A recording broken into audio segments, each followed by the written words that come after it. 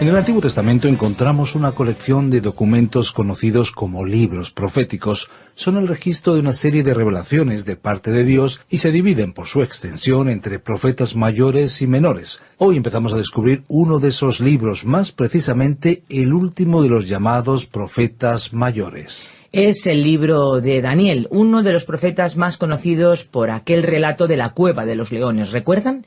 Nos introducimos en este libro para aprender sobre muchos asuntos relacionados a la vida y a las revelaciones que Dios le hizo.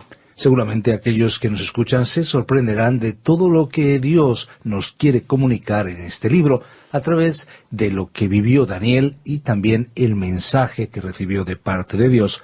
Hoy comenzaremos nuestro estudio del libro de Daniel. En primer lugar tendremos una introducción y después avanzaremos hasta el capítulo 1, versículo 1. El libro del profeta Daniel es uno de los libros más emocionantes de la Biblia. Por supuesto, se trata de un libro de profecía, y ya que la profecía ocupa una buena parte de la Biblia, quisiéramos decir algo sobre ella antes de considerar específicamente el libro de Daniel. Una cuarta parte de los libros de la Biblia son de naturaleza profética. La temática y la exposición de los libros son escatológicas, es decir, que tratan sobre profecía. Una quinta parte del contenido de las Escrituras fue predictiva en el momento de ser escrita.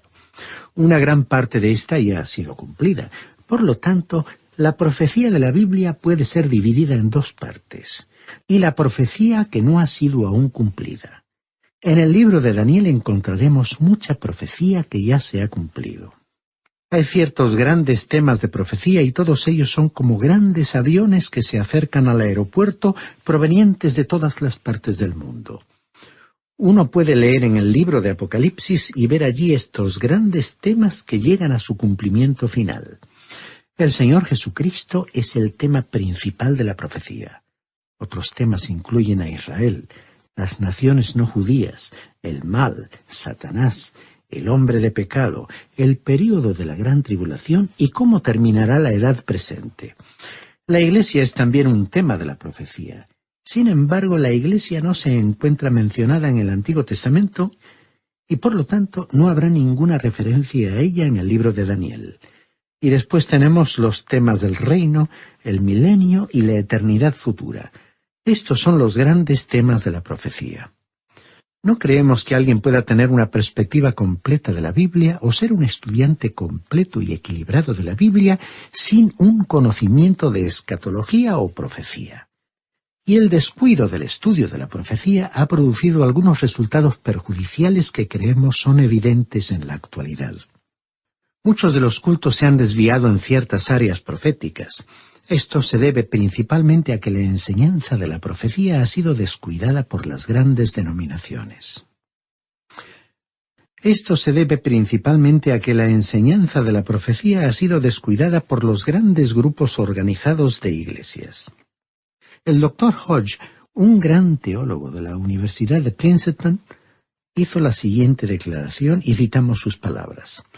El tema de la profecía no puede discutirse adecuadamente sin realizar un estudio de todas las enseñanzas proféticas de las Escrituras del Antiguo y del Nuevo Testamento. Esta tarea no puede ser llevada a cabo satisfactoriamente por alguien que no haya convertido el estudio de las profecías en su especialidad. El autor de estas palabras, sabiendo que él no tiene tales calificaciones para esta tarea, se limitó a sí mismo en gran medida al estudio histórico de los diferentes esquemas de interpretación de las Escrituras proféticamente. Hasta aquí la cita.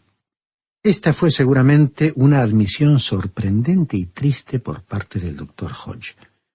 Y como resultado, en muchos de los grandes grupos organizados de iglesias de la actualidad, uno encuentra que hay hombres que no están bien preparados para hablar sobre profecía.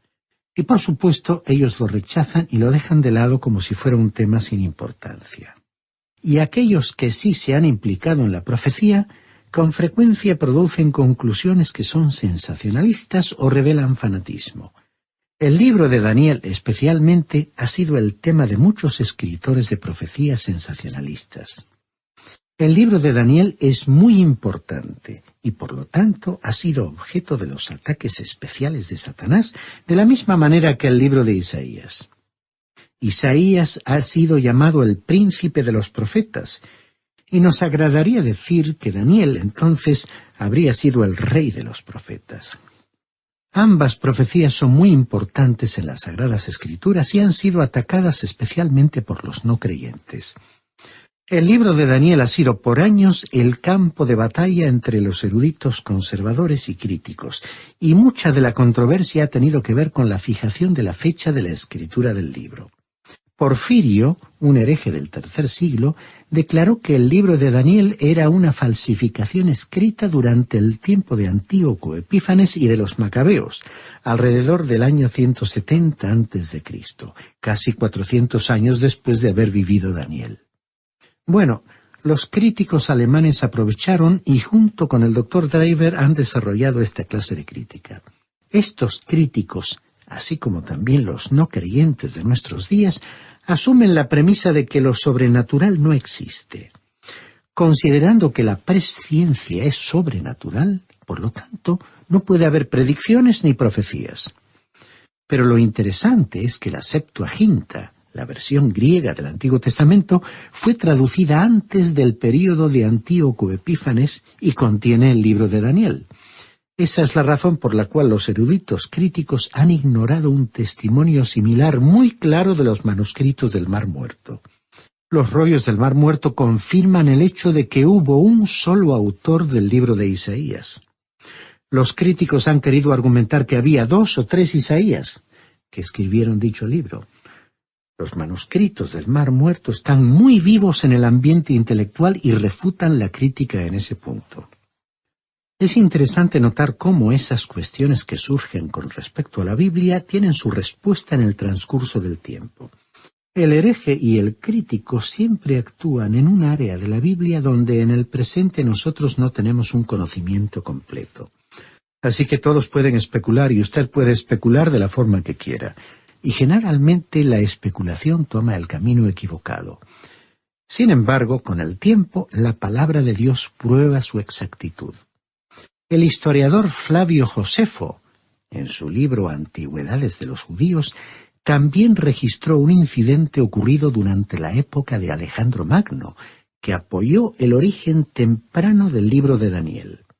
Cuando la invasión de Alejandro alcanzó el cercano oriente, el sumo sacerdote Jaddua se dirigió a su encuentro y le mostró una copia del libro de Daniel, en el cual Alejandro fue claramente aludido. Alejandro quedó tan impresionado que en vez de destruir Jerusalén, entró en la ciudad en paz y adoró en el templo. Estos argumentos claramente contradicen a los críticos. Sin embargo, algunos ciegamente los ignoran. No está dentro de los alcances de este breve comentario entrar en argumentos inútiles y polemizar sobre asuntos que ya se han solucionado. Debemos decirle que aceptamos los descubrimientos de los eruditos conservadores de que Daniel no fue un engañador y que este libro no fue una falsificación. Los críticos tendrían que reconocer que sus suposiciones contra las Escrituras están basadas en la incredulidad. Y fue Isaac Newton quien dijo: el rechazar a Daniel equivale a rechazar la religión cristiana. Además, nuestro Señor Jesucristo llamó a los fariseos hipócritas. Pero él llamó a Daniel el profeta, en el Evangelio de Mateo capítulo 24 versículo 15 y en el Evangelio de Marcos capítulo 13 versículo 14. Francamente hablando, estamos de acuerdo con el Señor Jesús, que por cierto nunca revocó sus declaraciones. La aprobación del Señor Jesucristo es válida y suficiente para cada creyente, haya o no examinado los argumentos de los críticos, y satisface al cristiano sincero sin tener que estudiar las respuestas de los eruditos conservadores. Sabemos más de Daniel como hombre que sobre cualquier otro profeta.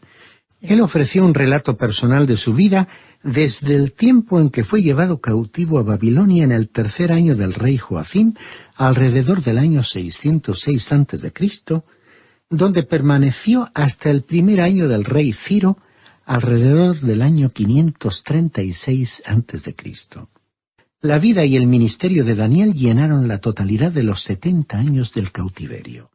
Al comienzo del libro era un joven adolescente y al final un anciano de unos 80 años o más. Las siguientes palabras que encontramos en el libro de Daniel, capítulo 10, versículo 11, expresan la evaluación de Dios de este hombre. Dice allí: Daniel, varón muy amado. Yo no quisiera ser uno de esos críticos que ha llamado al libro de Daniel una falsificación. Algún día me voy a encontrar cara a cara con Daniel en el cielo y allí descubriré que él tiene una reputación muy buena, la de un hombre muy amado. Hay 3 palabras que caracterizan la vida de Daniel: propósito, oración y profecía.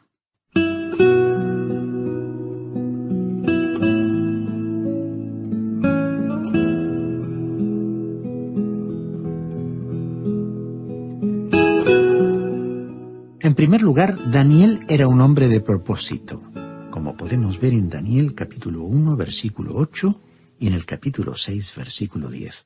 Cuando el rey decretó que todos tenían que comer los mismos alimentos, Daniel y sus amigos decidieron que ellos iban a obedecer la ley de Moisés y así lo hicieron. Por ello decimos que era un hombre de propósito y podemos comprobarlo a través de todo su libro. Aquí había un hombre que se mantuvo firme y tuvo el valor, la fuerza interior de pronunciar la palabra de Dios. Que Dios tenga misericordia de los hombres que dicen ser sus mensajeros para este mundo, pero que no tienen el valor de declarar la palabra de Dios. Y damos gracias a Dios porque hay muchos que están proclamando la palabra de Dios en nuestro tiempo, incluyendo la profecía. En nuestro tiempo, el estudio adecuado de la profecía no nos conducirá al sensacionalismo ni al fanatismo, sino que nos guiará a una vida de santidad y temor de Dios. El apóstol Juan dijo en su primera carta, capítulo 3, versículo 3, «Y todo aquel que tiene esta esperanza en Él se purifica a sí mismo, así como Él es puro». Estimado oyente, el estudio de la profecía purificará nuestras vidas. En segundo lugar, Daniel no era solamente un hombre de propósito, sino que también era un hombre de oración, como podemos ver en el capítulo 2, versículos 17 al 23, en el capítulo 6, versículo 10, y en el capítulo 9, versículos 3 al 19, y en el capítulo 10. Hay varios incidentes registrados en este libro sobre la vida de oración de Daniel. Por cierto, fue la oración la que hizo que Daniel fuera a parar al foso de los leones. ¿Qué le parece este caso, estimado oyente, como ejemplo de una oración contestada? Bien, debemos decir que Dios milagrosamente lo salvó de los leones. Así que recordemos que Daniel fue un hombre de oración. Y en tercer lugar, Daniel fue un hombre de profecía. El libro de Daniel, como veremos, se divide en 2 partes iguales. La primera parte es histórica y la segunda parte es profecía. Daniel nos dio el esquema de profecía en el cual encaja toda la profecía. La imagen del sueño de Nabucodonosor, en Daniel capítulo 2. Y las bestias, Daniel capítulo 7, constituyen la columna vertebral de la profecía. Las 70 semanas, en Daniel capítulo 9, son como las costillas que encajan en su debido lugar. El versículo clave del libro de Daniel se encuentra en el capítulo 2, versículo 44, y dice: «En los días de estos reyes, el Dios del cielo levantará un reino que no será jamás destruido, ni será el reino dejado a otro pueblo.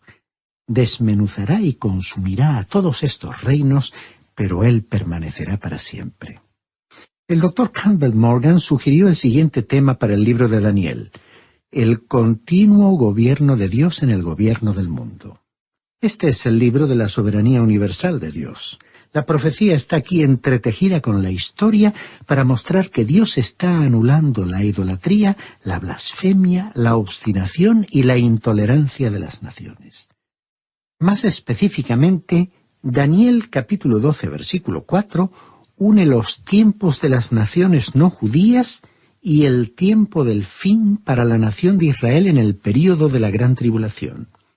Sugerimos las siguientes referencias: Lucas capítulo 21, versículo 24, y Daniel capítulo 8, versículo 17, y el capítulo 11, versículos 35 y 40. Esta crisis que vendrá resultará en el establecimiento por parte de Cristo del reino milenario. Dice el pasaje citado en Daniel capítulo 12, versículo 4, Pero tú, Daniel, cierra las palabras y sella el libro hasta el tiempo del fin. Muchos correrán de aquí para allá y la ciencia aumentará. El libro de Daniel trata los asuntos políticos aparte de los asuntos eclesiásticos, proporcionando el resultado final de los eventos y las cuestiones que actúan en el mundo contemporáneo. Responde a la pregunta, ¿quién gobernará el mundo? Y no plantea la pregunta de cómo se convertirá el mundo. El libro de Daniel es la clave para la comprensión de otras partes de la Biblia. Nuestro Señor en el discurso del Monte de los Olivos solo citó del libro de Daniel. El libro de Apocalipsis es mayormente un enigma sin el libro de Daniel. La revelación de Pablo sobre el hombre de pecado, en su segunda carta a los Tesalonicenses, capítulo 2, versículo 3, necesita el relato de Daniel para su ampliación y clarificación. Ahora dijimos hace un momento que uno puede dividir a este libro en dos partes iguales. La primera parte la llamamos la noche histórica con la luz profética, capítulos 1 al 6. Y la última parte la llamamos la luz profética en la noche histórica, capítulos 7 al 12. En la primera sección, titulada La noche histórica con la luz profética, en el capítulo 1 tenemos la decadencia de Judá y la caída de Jerusalén. Daniel fue llevado cautivo a Babilonia y decidió permanecer fiel a Dios. Luego en el capítulo 2 tenemos el sueño de Nabucodonosor sobre la imagen de varios metales y la interpretación de Daniel sobre los 4 reinos de los tiempos de las naciones. En el capítulo 3 tenemos el decreto de Nabucodonosor de imponer una idolatría universal. 3 hebreos fueron arrojados a un horno de fuego por negarse a inclinarse a la imagen de oro. Luego, en el capítulo 4, tenemos el sueño de Nabucodonosor de un gran árbol que fue derribado. Esto se cumplió en el período de locura del rey. Y después, en el capítulo 5, Daniel predijo la caída de Babilonia al leer la escritura en la pared en la fiesta del rey Belsasar. En el capítulo 6 vemos un decreto de Darío el Medio para imponer la adoración hacia sí mismo. Daniel fue arrojado en el foso de los leones. Este es pues el bosquejo de la primera parte del libro. Y así llegamos al capítulo 1. En los primeros 5 versículos tenemos la decadencia y la caída de Jerusalén. Después en los versículos 6 al 14 tenemos la decisión de Daniel, uno de los cautivos, de ser fiel a Dios. Y después en los versículos 15 al 21 veremos el placer de Nabucodonosor ante el desarrollo de Daniel y sus 3 amigos. Veamos la caída y la decadencia previa de Jerusalén en manos de Nabucodonosor, rey de Babilonia. Leamos entonces el versículo 1 de este primer capítulo, donde se comienza a hablar sobre la decadencia de Judá y la caída de Jerusalén. En el 3er año del reinado de Joacim, rey de Judá, vino Nabucodonosor, rey de Babilonia, a Jerusalén y la sitió. Ahora, Joacim había sido puesto en el trono de Judá por Faraón Necao para reemplazar a su hermano Joacaz. Estos 2 hombres malvados eran hijos de Josías, el rey piadoso que había impulsado la última renovación espiritual de Judá, según vemos en el segundo libro de los Reyes, capítulo 23, versículos 31 al 37. El verdadero nombre de Joacim era Eliaquim, y fue durante su reinado que Nabucodonosor vino por primera vez contra Jerusalén. Esto ocurrió alrededor del año 606 a.C., y él se apoderó de la ciudad en el año 604 a.C. La ciudad, sin embargo, no fue destruida, pero el primer grupo de cautivos fue llevado a Babilonia. Entre estos se encontraba Daniel y sus 3 amigos y miles de personas. Cuando murió Joacim, su hijo Joaquín ocupó el trono.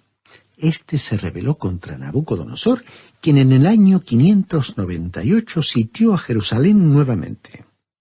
Y esta vez tampoco fue destruida Jerusalén, pero el rey y su madre y todos los utensilios de la casa del Señor fueron llevados a Babilonia, y en esta ocasión junto con una cantidad mayor de prisioneros.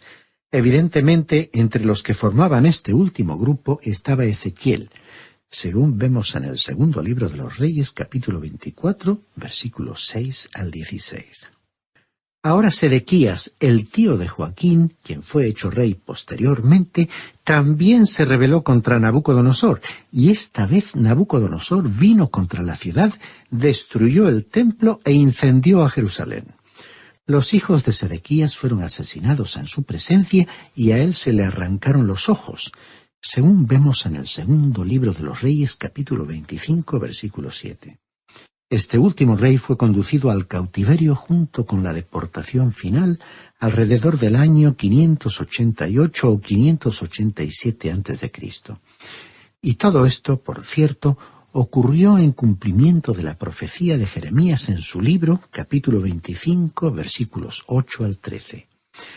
Tanto Jeremías como Ezequiel habían comunicado al pueblo que los profetas falsos estaban equivocados y que Jerusalén sería destruida. Y sucedió que estos dos profetas estaban acertados. Bien, vamos a dejar este estudio aquí por hoy, estimado oyente, y lo continuaremos en nuestro próximo programa. Confiamos en que usted nos acompañe en nuestro estudio de este interesante libro de Daniel, y le sugerimos que lea el resto de este primer capítulo para estar más familiarizado con su contenido.